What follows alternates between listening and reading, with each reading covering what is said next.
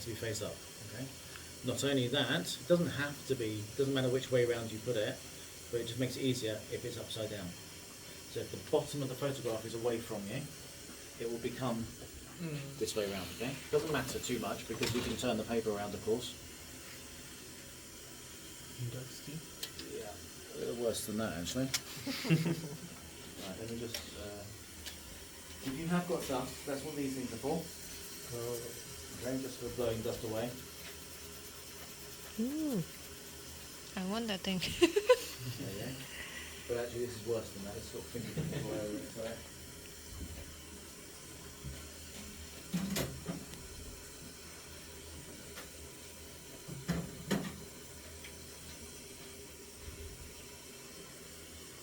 So negative carriers. These are called carriers.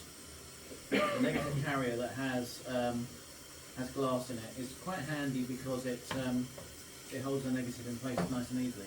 But it's also a nightmare because it can get fingerprints, it can get dust, scratches, all sorts of things all over it. So it's better to perhaps not even have any glass in there at all.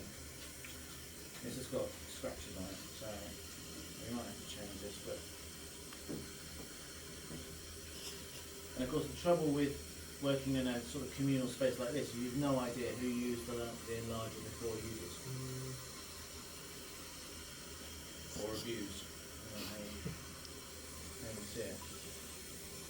Okay, that's a bit better. There's a big scratch there, but we'll try to avoid that scratch.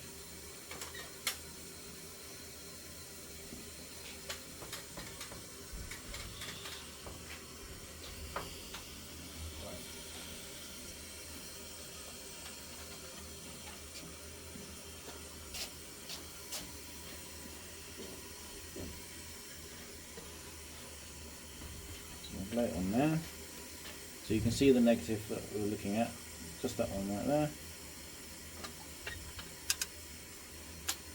Once the carrier's down, then you can start to play around with it in terms of making sure that it's level and so on. It doesn't matter too much, as I say, because if it's not straight in here, it doesn't matter because you can just turn the paper. So the film is supposed to point this way? Yeah. Okay. Okay, right, we need the lights to go to red, please, Mattis. Switch the thing on. So that's the photograph. Doesn't look very in focus at the moment. So you can make, over on here, you've got one wheel on the right hand side, which will make the image smaller or bigger. That's your zoom. On the left hand side there's a smaller wheel, which focuses. There we go. Sometimes a bit temperamental. So that's miles too big at the moment, so let's bring that down. That's where I need my glasses. Okay.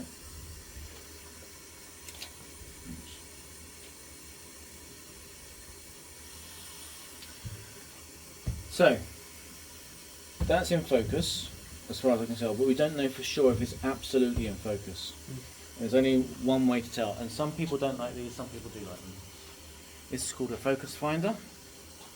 And basically you put this underneath the light, anywhere under the light, without getting your head in the way, because essentially you look through this eyepiece. This eyepiece, depending on what your eyes are like, you can move that in and out to focus it for your own eyes. And essentially what you're looking for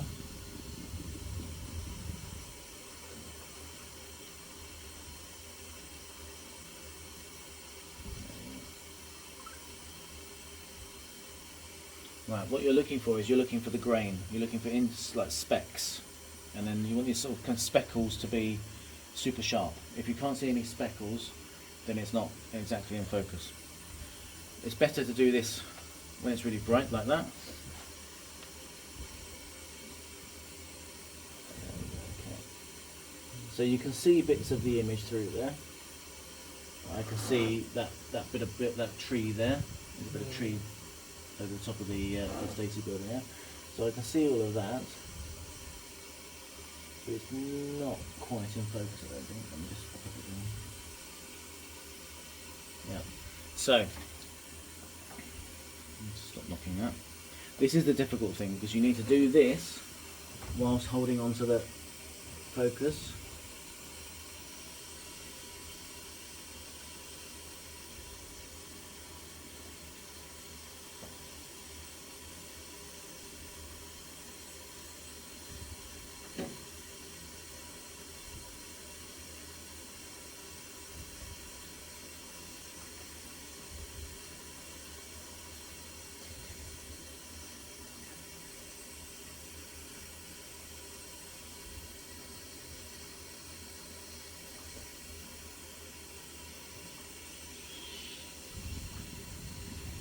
that is in focus there. Have a look through and see if you can see the specks. If you can't see the specks, don't worry. So what you might want to do is move the actual thing around a little bit. Keep looking through as you're moving it, and you'll see the speckles kind of staying there. You see them? Yeah. So if you move it to a different area, at the moment you're in one sort of area, but if you move it up to sort of like there, or sort of around here somewhere, then you'll start to see different bits of the image.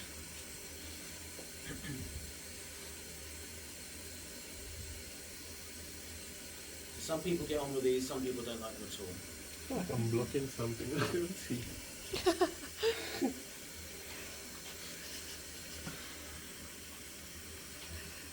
Anyone else want to have a look?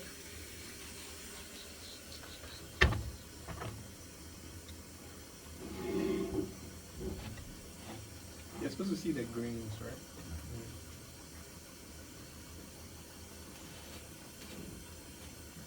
Now HP5, the film that we're using here, is quite speckly. It's quite has a high grain sort of thing, so it should be easier to see it than other films.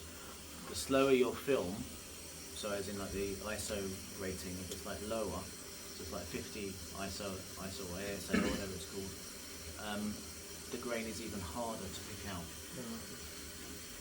So here's, in that being the case, you have to trust your judgment sometimes, because you can turn the focus backwards and forwards. You can see it going out of focus, turn it the other way, you can see it going out of focus, and you have to kind of go until it, feel like, balancing scales kind of thing.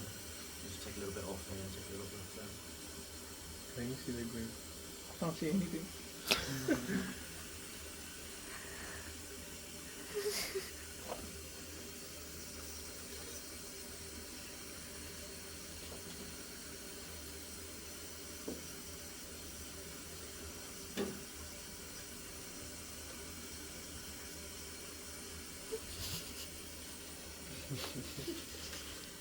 Mattis, do you want to look?